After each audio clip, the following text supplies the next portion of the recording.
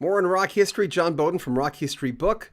And we decided to split them tonight because we had so much information and some great leading stories, which is what we're always looking for, right?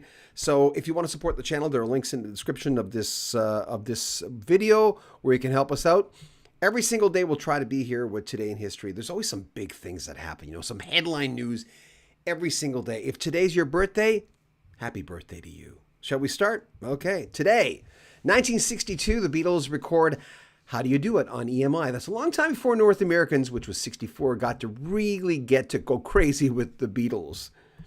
In 1968, there goes, Street Fighting Man was banned in Chicago and other cities because folks were scared that he would incite riots with the song called Street Fighting Man. How could they think that? But, I can understand it was a different time. It was 1968. In 1970, more from the Rolling Stones. They released Get Your Ya-Ya's Out. And our cover story, we've got another one. You Should Be Dancing, 1976 by the Bee Gees goes to #1.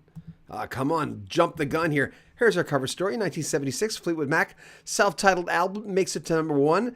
It took the album a year to get to #1, but it did do something amazing. It beat an album that had been #1 for quite a few weeks. Frampton Comes Alive. To this day, I still consider it the best live album of all time, though other live albums have beaten it as far as sales and live albums. Garth Brooks, for instance, his album did that. The album is sometimes called the White Album. Of course, a lot of Beatles fans don't like that. And there they are. This is the new Fleetwood Mac with Stevie Nicks and Lindsey Buckingham joining John and Christine McVie and Mick Fleetwood. The album had 3 hits, Over My Head, Rhiannon, and Say You Love Me. Man, I love that. I love that version of Stevie, of Lindsey Buckingham. He looked like the coolest dude on earth. And then Tusk came out and he looked completely different. People were going, what? What happened?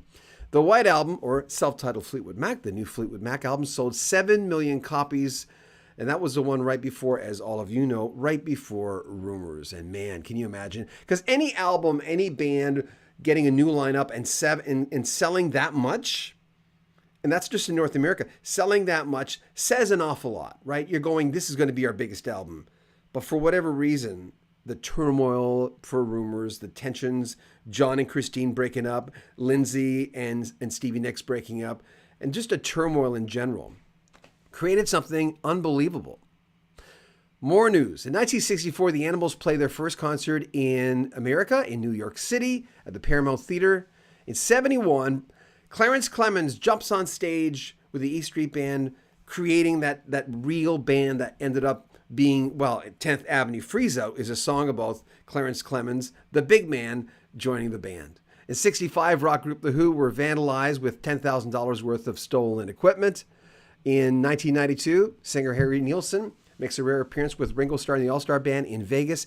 It was a rare appearance, but it was also his last appearance on stage. There you go, Today in History. We made it really quick this time. How about that? I know it's not a popular time to do Today in History, which is, of course, Sunday night, but we thought we'd jump in here and finish it off because the Frampton thing was a headline in itself, and I just thought, yeah, we should really do something with that. Anyway, thank you for all the folks who joined us today. We're going to start working on tomorrow in history, in rock history. A lot of big things happening tomorrow, too. So take care of yourself. Have fun on your long weekend. Oh, wait a minute. Yeah, that's right. It's a long weekend. More fun tomorrow. Take care, guys.